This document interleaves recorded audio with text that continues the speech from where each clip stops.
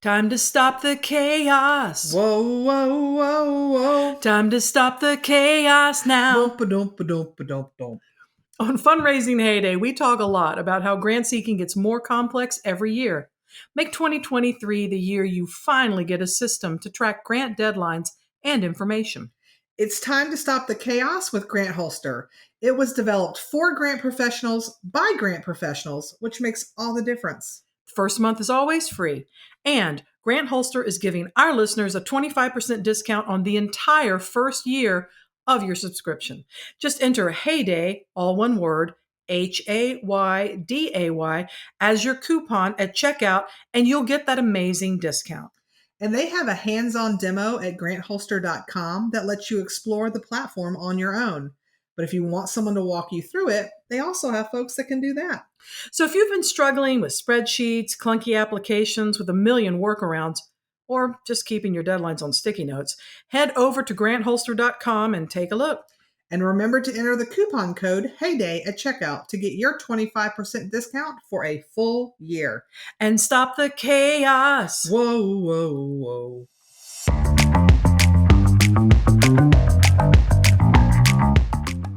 Well, hello there. I'm Kimberly Hayesday-Muga. And I'm Amanda Day. And you're listening to the Fundraising Heyday podcast. We're here to help you make sense of the complex world of grant writing and fundraising, including how to raise more money, win more grants, but actually the most important part is to work together to change philanthropy for the better. That's right. And new episodes drop every 2 weeks, and more often than not include cheesy sound effects and songs, because learning doesn't have to be boring. And because we're cheesy. This podcast is brought to you by our Season 6 sponsor, D.H. Leonard Consulting and Grant Writing Services.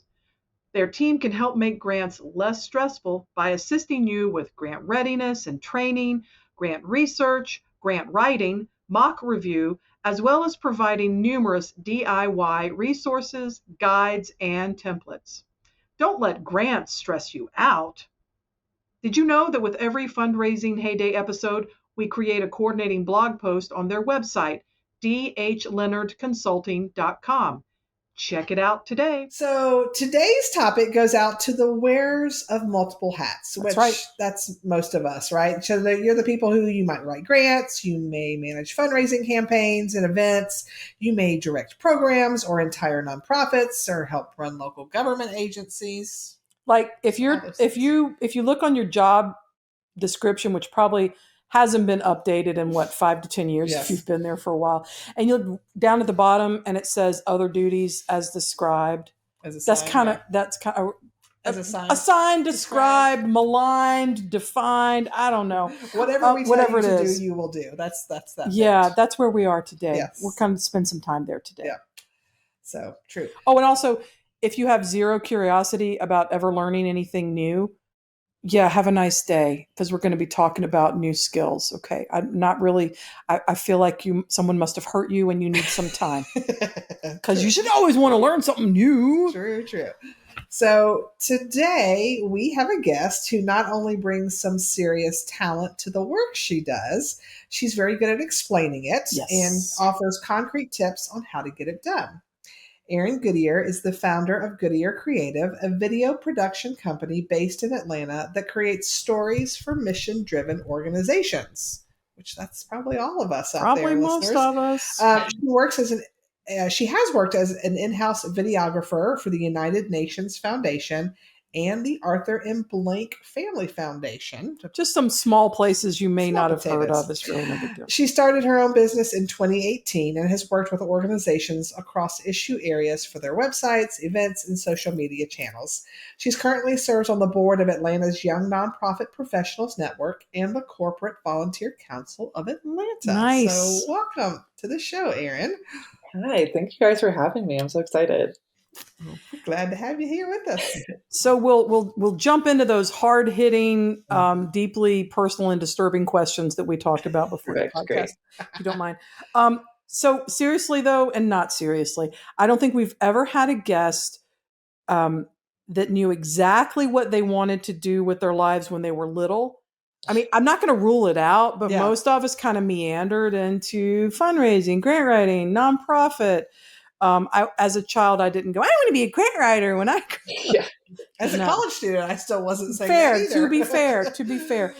So unless you were born with a tiny camera in your hand, and I don't want to rule that out, okay, Yeah. that could have happened. We would love to hear your origin story, how you came to the kind of work that you're doing now.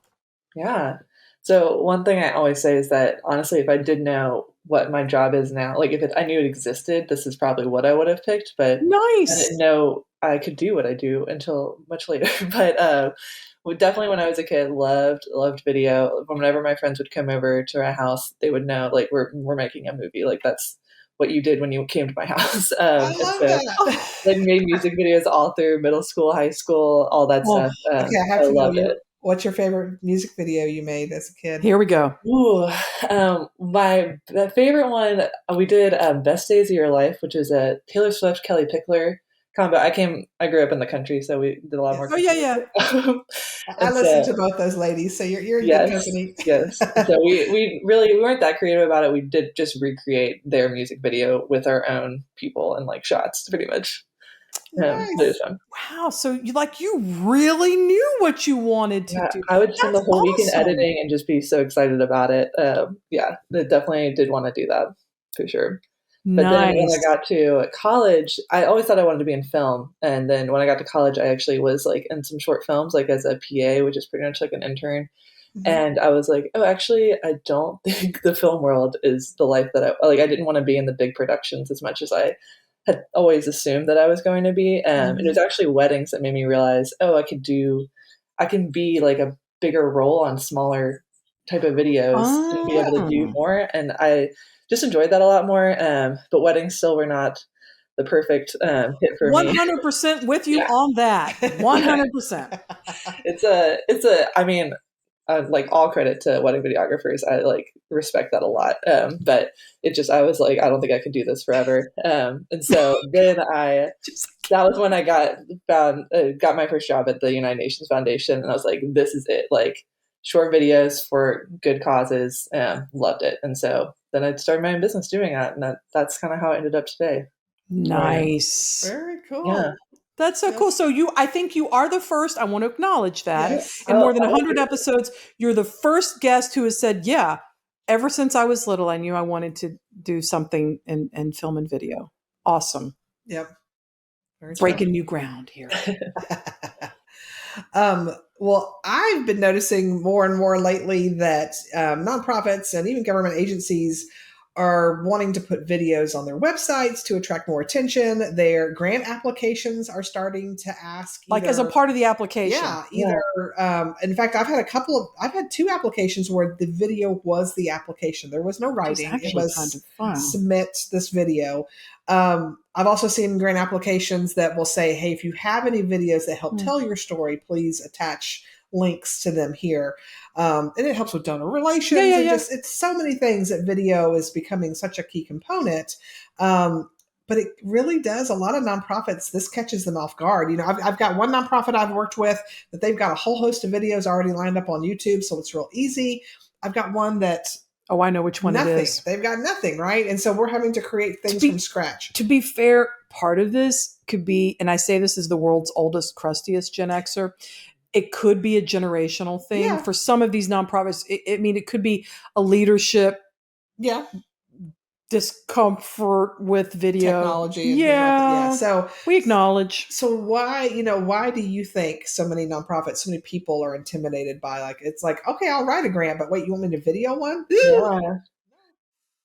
Well, yeah. I mean, it's not a small feat, I feel like, with video. And what I always say is it's like a combination of a bunch of art forms. Like it's not just a picture and it's not just creating a story and it's not just audio. It's all of those things all together. And so the cool thing about that is I think it makes it more powerful because you have like audio visual, like it all can come together to be something really cool. But the hard thing is you have to focus on so many different things to make it good. So it's really intimidating if you don't have any of those skills to try to attack all of them at the same time. I get why it's intimidating. Yeah. And that's fair. Yeah. And even though grant writing and fundraising and even strategic planning, you're bringing a lot of things together, you're not doing it on camera, right? Yeah. You're sitting at your desk or you're in a meeting trying to figure stuff out. You're not like, and now we have to look here and do this and say these things. Well, and even I think about one of the funders that was the total video. It was like had to be like between 3 and 5 minutes, and they were telling you we do not expect a high-end, high-quality. Film it off of your iPhone. It doesn't have to be fancy. But the perfectionist in me was like, yeah, but if the sound quality is not good, or if you can't see what's going on, and there are going to be companies, nonprofits that do a really good job of it, and that's who we're competing against. So you can't tell me, and that's what scares me. Even though I'm like, well, sure, I can whip out my iPhone and do a quick interview of somebody, but it's not going to be as good, right? And so that, I know for me, that was always my like, oh, are you sure y'all don't want to hire somebody else to handle this? This is not a normal grant. That's true. That's true. That's true. I think maybe for a lot of people, I don't know, Erin, for a lot of funders, I think maybe they're like, oh, this is a way to level the proverbial playing field. But it's like, is it? Because if you can hire someone versus you're getting out your iPhones and hoping you're not going to eat into your data plan because you don't get reimbursed for, it can be setting up. It's just deeper and deeper every time I think about these things. But let me just not preach about that.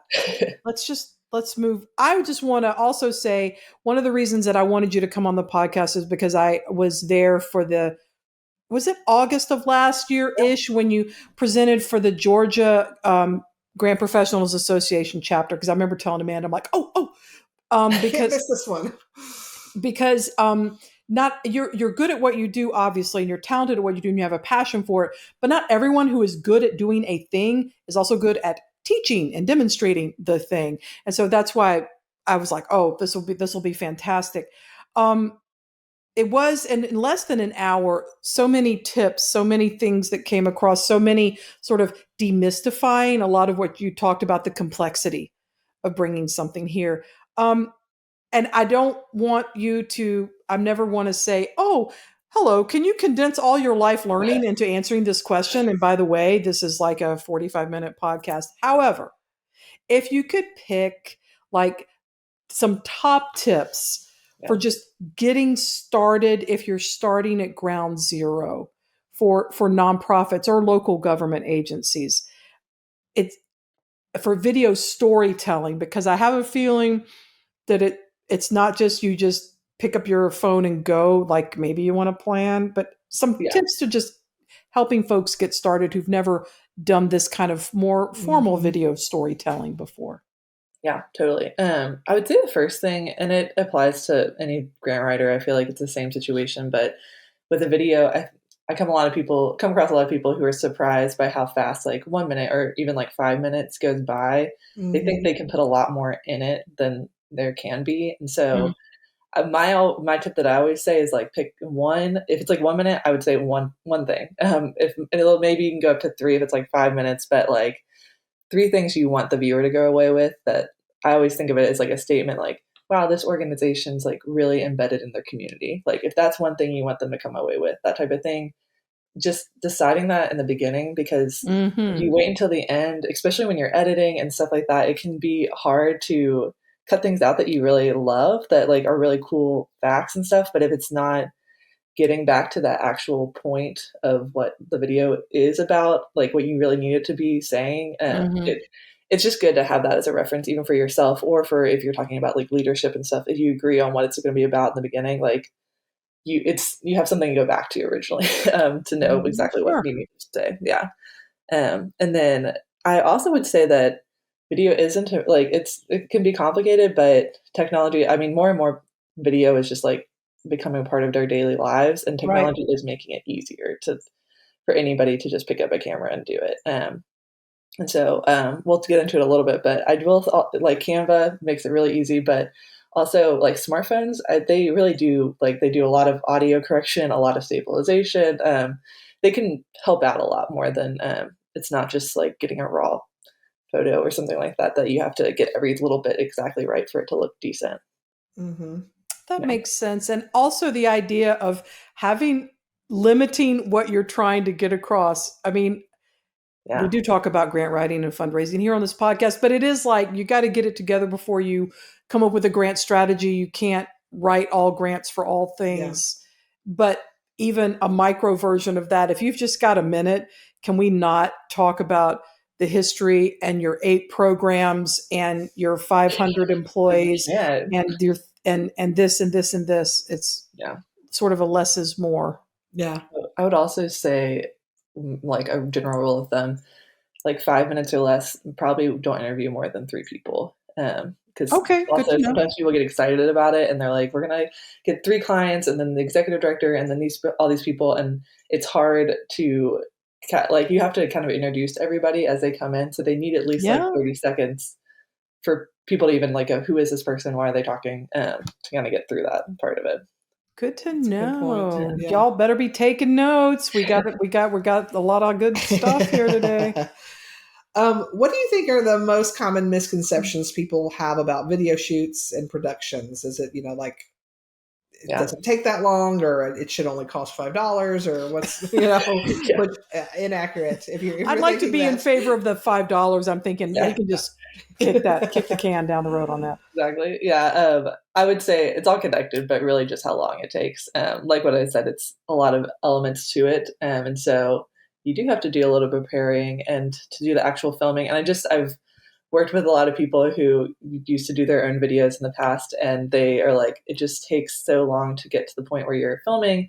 And then you have a whole other part of it, which is editing. And like, that honestly is like the meat of it. And I feel like people they kind of feel like once they filmed it, they're like, okay, we're mostly done. And no, there's another little part to it. And so I do think it just takes more time than people expect. Because I think if you compare it to, for example, like writing, just like writing a blog or something like that, really you just sit there and you kind of get the outline and you'll refine it every time. But that's almost like the first step to video, and then you go into actually filming it. And so it does take some time.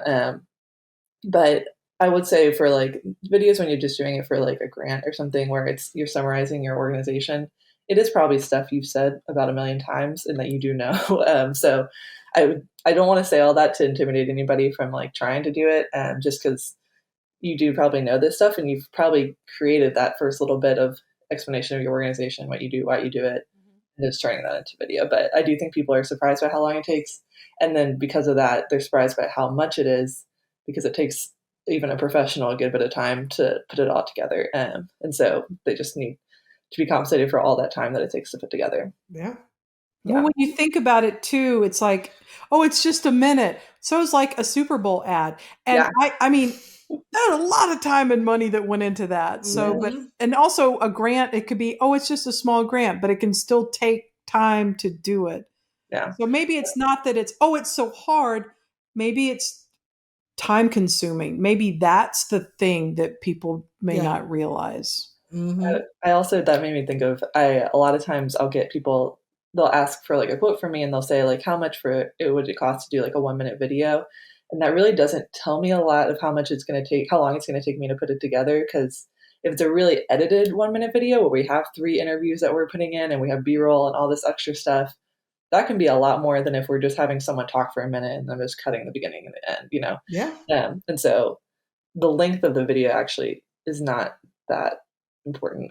It's just how much aspects are you trying to put into that Got video. it. Yeah. No, that's a good point. It makes me think about the Super Bowl commercials again, which should shock people if you've, because it's like, I don't even watch. Do you watch the Super No, Bowl? I just go the next day. I don't watch award shows. I don't watch. I want to see who wore what to the Oscars. But I can do that the next day and I'll look up the Super Bowl ads. I'm 100% that person. During the Super Bowl is a great time to go out to dinner with your sweetie or go shopping. Because everybody else is at home. And if that offends you, then look to Amanda for your sports needs. Yeah. All right. We did have people over to watch the Super Bowl. Absolutely, you did. I'm not judging. I'm just saying. I must say, I was not that impressed with this year's Super Bowl ads, but my favorite was Alicia Silverstone reenacting Clueless. Oh, yeah. Because that's like my generation. But again, it was maybe 30 seconds to a minute, maybe longer, but can you imagine all the work that went into that? No, just the costume. Hiring casts. And, oh my gosh, so much. Yeah. That's a lot of work. But no, that's a good point. It's not the length of the video, it's how much is involved. What's involved, how much subject matter, how much is going into that. Yeah. Exactly. Like if you're like, we'll have our ED and 3 board members and 2 clients from the community in a minute. Will you? Will you though? Will you really? Yeah. Yeah. Maybe not. Well, and I even think about like, I mean, we're not doing video ads, but like the ads we do with our podcast, ridiculous. They're only a minute. They're not ridiculous because of the people that are supporting us. It's ridiculous because we're so cheesy. We're cheesy on it. Sorry, we love it. But I mean, it's a minute, and you're right. The amount of time, you'd be surprised. Sometimes we'll get some scripts that we're like, even if we go, we're never going to get it out, right? So you're having to crop certain information to make it fit. And they aren't thinking about like there probably needs to be some sort of intro and outro, not just just us speaking. Start talking. Boring. To not have something else. I don't know if it's boring. It's not wrong. We make it more fun with a little song and other things. I'm just over caffeinated. Go ahead. Yeah, but you're right. By the time even with the idea, then writing the script and then practicing, and that again, that's not even dealing with video editing. So I can't imagine a 1 minute video is going to take. But I want to get back to Erin's point of don't let it intimidate you, but just respect the time. Maybe that's it. Respect the time that it's going to take. It's not you, if you're super active on Instagram or whatever, although that can take probably a lot of time too, from what I understand. But it's not just you saying one thing or looking one way into the camera. It's a story. Yeah. And hopefully if you do kind of an overarching, just like about our organization video, you can use that if multiple grants ask for it or like on your website, and like you can put it. Hopefully you're not doing a new one for every time it comes up, Yeah, that would be a lot. That would be a lot. So, well, and before you jump into that question, I guess that's a good thing to think about. Like, so if somebody is doing a video to talk about a certain program, or maybe they're doing some sort of drive, like how long are these good for? I guess 10 years later you don't want to still be using the same video, right? But what's a good, and I know it may vary depending on the point of the video, like if it's for a specific fundraiser, once the fundraiser's done, obviously, but if it's more about your organization as a whole, how long do you recommend people use those videos before it's time to? I would say that's one of those things that it definitely depends on who you're at. Like different people have different opinions on this one for sure. Really? But I would say on the long end, like 5 years you've got on a video. Just because the way technology is improving so fast, you can start to tell when a video is like just looking lower quality. And so you can just in the graininess of it, and who knows what's going to look like in the next 5 years, but like even videos from 5 years ago, I can kind of start telling that it's older. And wouldn't it also depend too, though, on like if you had board members in it, right? You don't want to keep showing, or clients if you're showing clients who were maybe active in your programs 5 years ago, especially if they're kids, and especially assuming that you have everything's okay and you're not being exploitive and you've got permissions and blah blah blah. But then it might be when it could be out of date with your organization and how it changes. But when you said that thing about video quality, please do not visit our YouTube channel.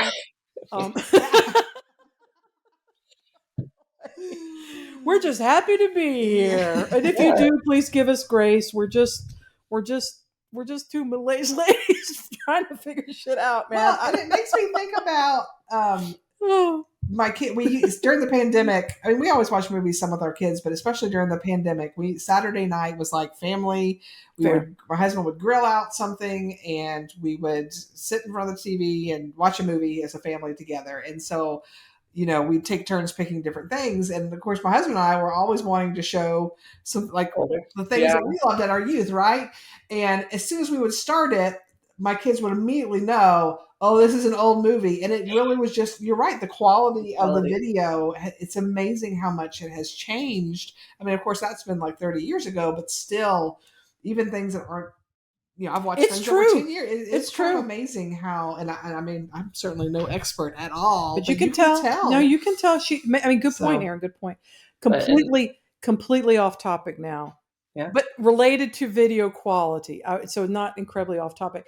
I'm a big fan of Jane Austen and also film adaptations of her work. And I am also a very much a traditionalist. I know you're shocked by hearing me say that. There's a version of Pride and Prejudice that was filmed in like 1995, 1996 with Colin Firth as Mr. Darcy. If you know, you know. I'm just saying. But I subscribe to another big surprise. I subscribe to a streaming service that specializes in British television because I'm a nerd. And they had a remastered version in, oh gosh, ignorant, beep, deep, don't know what I'm talking about. 4K? Oh yeah. 4K. Okay. I was like 5. I know. I was like 5K. I'm like, that's a run. We're not at 5K yet. No, not yet. 4K. 4K. Yeah. So they remixed the entire Pride and Prejudice miniseries from the mid 90s. I had the 10-year anniversary. Yes, because I'm the DVDs, which I don't watch anymore because I don't use DVD anyway. And I was like, oh, how different could it be? I'll just click, and it was like, no, it was beautiful. This is like when Wizard of Oz went from Kansas to Oz, and it's just oh my god. I remember even I think it was a BBC production or something, so decent production values at the time, but not high end multi-million dollar movie budget. And even the 10-year anniversary DVDs had kind of a bluish tint when I thought about it, as the quality of our monitors and TV screens got better. So the other day I tapped in to watch that, and the quality was amazing. It was breathtakingly beautiful.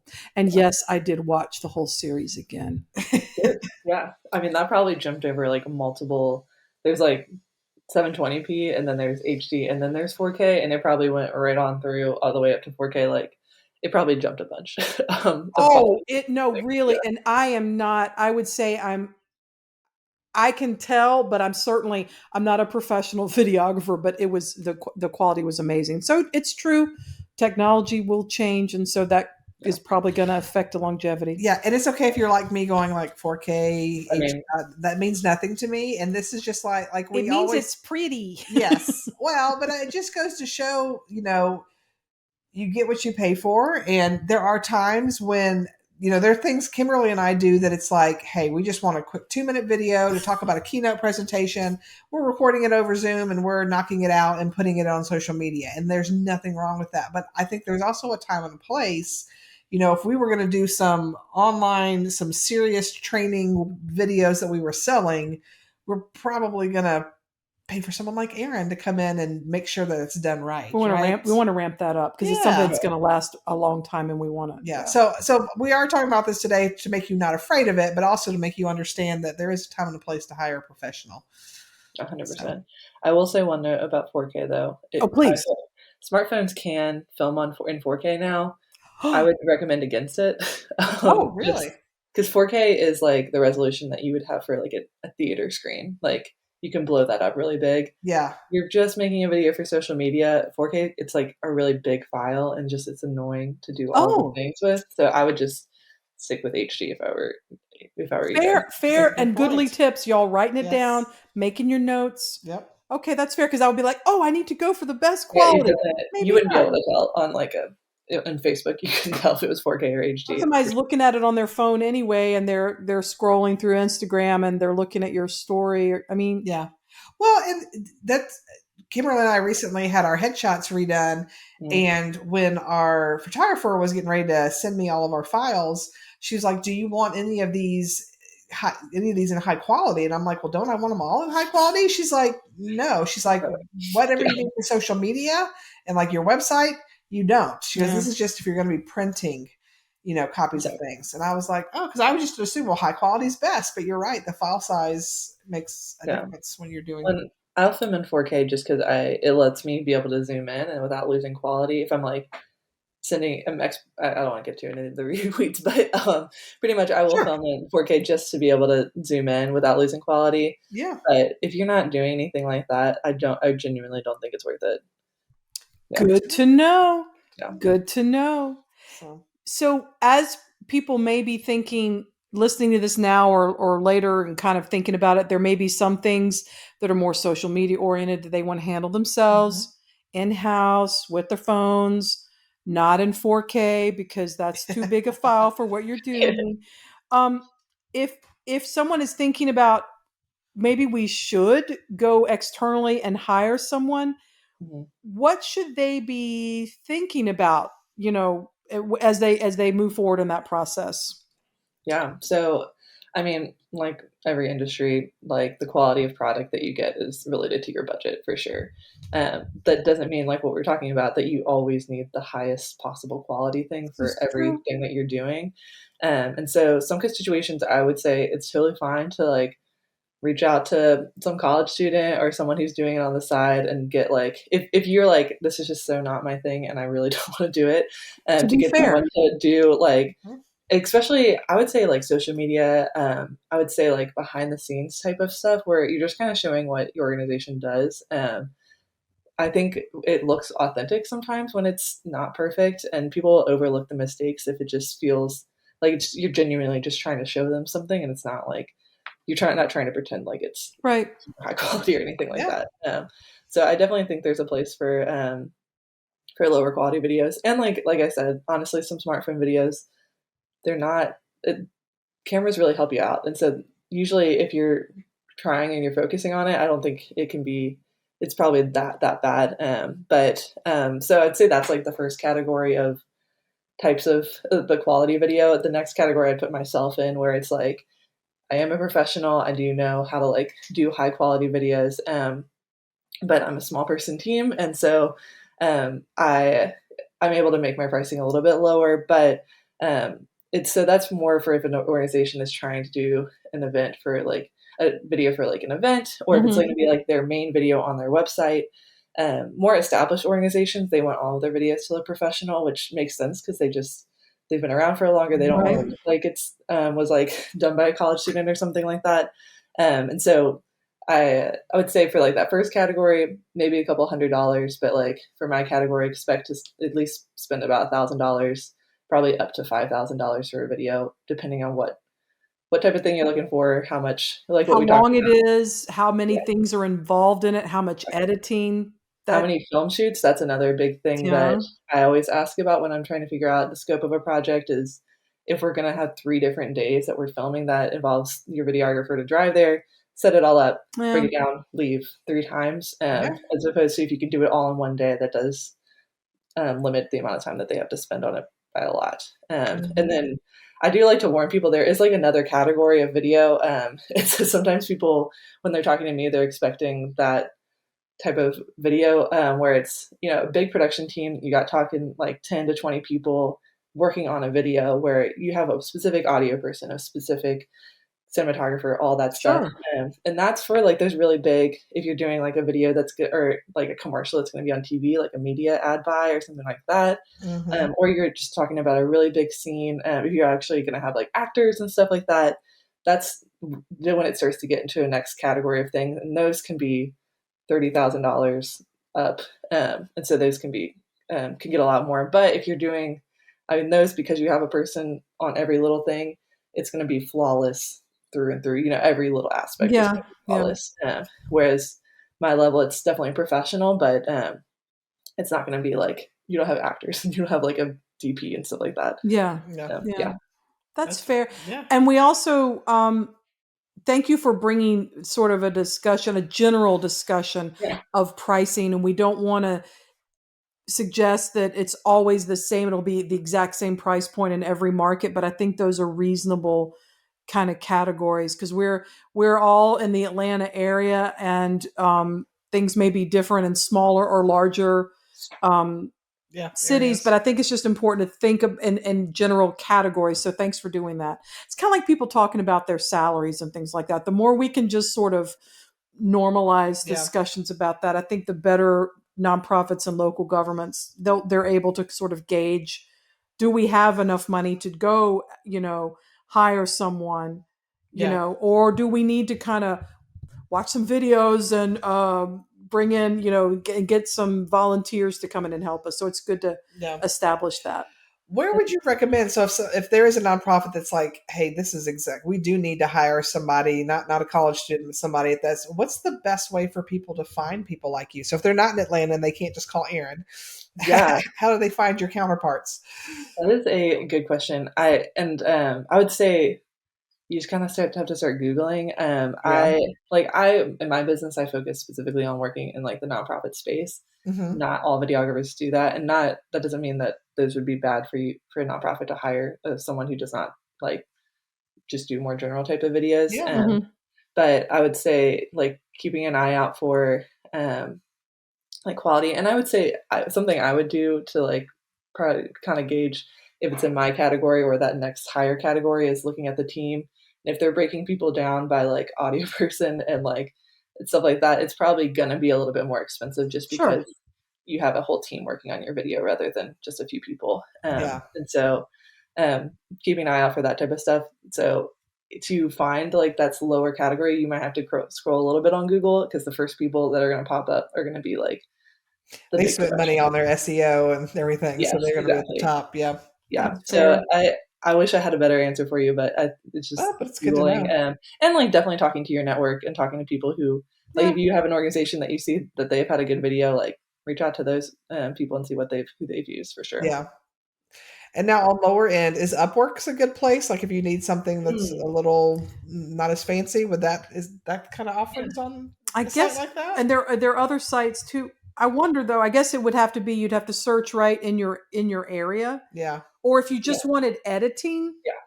That's what I would say Upwork and that type of thing is totally fine for if you're looking for editing type of stuff. Okay. What I always think about with editing versus filming is filming you can't really do it again. Like if you get home and you've done it, like you would literally have to go out and do the whole thing again. Yeah. If someone messes something up, if it's out of focus the whole time, like you have to do the whole thing again, type of thing. But with editing, you can make adjustments as you're going. You don't have to restart just because someone did something wrong. I don't know exactly how that works with Upwork as far as like amount of rounds of edits and stuff. I would make sure to have that conversation because if they do give you a product that you don't really like that much, that you have a couple of rounds of edits to be able to get it closer to what you want. And I would also recommend trying to ask for like their project files or like the actual raw files of the video if someone's filming it, just to be able to use it in other situations. It's at the very least something you'd want to consider in the beginning because some videographers don't like to share their raw files, which is totally fine. And some videographers do. And if that's like a requirement for you, you'd want to make sure you have that conversation early. It's good. That's good to know. Yeah. So, well, if there are people in the Atlanta area that want to find you, what's the best way for them to reach you? I think, honestly, definitely connect with me on LinkedIn. If you go on my website, you can kind of see more of my work and a little bit more about myself. And I also have a contact page that will send me an email. I'll be able to actually email with you. But LinkedIn, Instagram, I'm on all of those things. So what's your URL if people are listening? Yeah, it's Goodier Creative. Goodier is spelled good, I-E-R. So GoodierCreative.com. Okay, very good. Perfect. Well, if you're listening, Erin has graciously agreed to do a quick 5-minute demo for us. So you can find that over on our YouTube page. So you just go and look for Fundraising Heyday on YouTube. Yep. And we're going to do a quick demo in Canva of how you can create some basic things. And actually, I learned from Erin when she was at our Georgia chapter meeting and have done this once now. And I was so surprised at how easy it was. So definitely mosey on over there and come check us out. But whether you can or can't, just thanks for joining us today. And Erin, thank you so much for coming on and sharing all your wonderful knowledge with us. Yeah, thanks for having me, guys. All right. Bye. Bye. Bye. So thanks again for listening to our podcast or watching us. God love you. Whether you've been with us for this first episode or since the very first episode, right? If you could follow us along on Apple Podcasts in particular, if that's where you're getting your podcast, if you could leave a review, it's amazing what it can do to connect other folks to our podcast, and we'd really appreciate it. Share a link from Spotify, visit our website, and listen from there if you'd like. It's Heyday, that's HAYDAY services.com.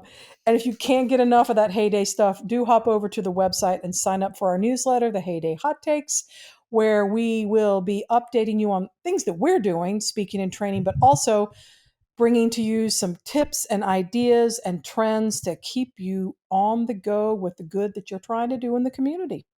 Thank you again to our Season 6 sponsor, D.H. Leonard Consulting and Grant Writing Services. We appreciate their support in making grants less stressful. Visit their website, dhleonardconsulting.com, to download their latest resources today. Well, thanks for joining us. Be sure to tune in again in 2 weeks. We are going to be talking with the queen of deciphering the mysterious world of indirect cost rates. Something I always need to know more about. Important and rarely completely understood. See ya. Bye.